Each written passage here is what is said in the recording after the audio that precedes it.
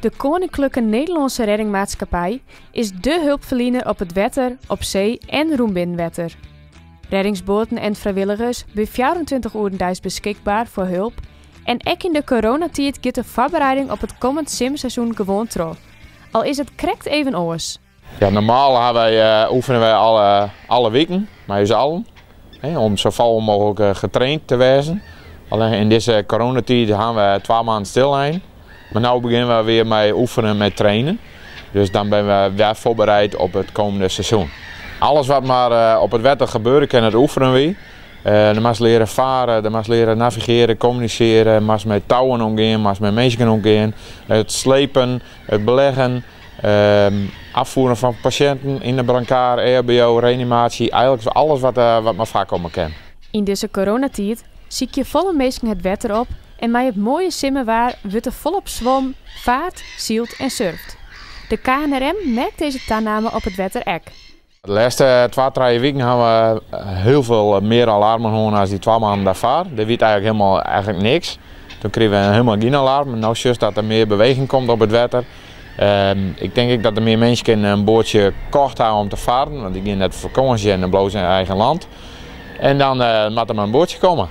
Nou ja, dan weet je net altijd wat precies de regels zijn, of waar de ondiepte zitten, of hoe de staat van de motor is. Er gaat wel eens wat mis. Nou ja, er zijn wel service op het wetter, hè, maar zeker met wat meer wind, dan komen service ook op het wetter. Ja, daar gaan wij geregeld daar alarmen voor om die te helpen, omdat ze niet meer terugkomen kunnen door de wind. Bij de KNRM wordt vrijwilligers opleid om verschillende taken op te pakken. Door de coronacrisis leiden deze trainingen stil. Maar deze willen we hervat. We zien al een paar nieuwe mensen die zo'n starten met de opleiding. Maar dat is ook even gestopt en dat pakken we nou ook weer op. Dus voor dit jaar leiden we 3 of 4 mensen op voor de komende periode.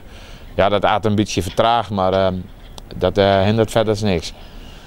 De KNRM Lauwerzeeg telt in totaal 18 vrijwilligers.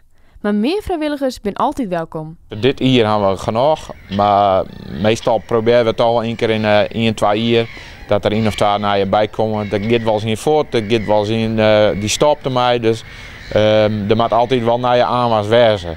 Het kost wel productief, maar ja, dat is een soort verkapte hobby. Dus de een gaat te tennis en wie gaat te varen. Sietse van der Wal is duidelijk waarom dit zo dankbaar werk is. Voor niks iemand helpen. Dus iedereen zit in een betaalde baan of had zijn eigen baan of die is van zichzelf.